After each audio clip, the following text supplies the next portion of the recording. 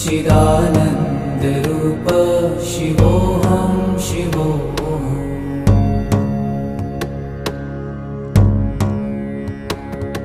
न च प्राणसंज्ञो न वै पञ्चवायु, न वा सप्तधातु न वा पञ्चकोश,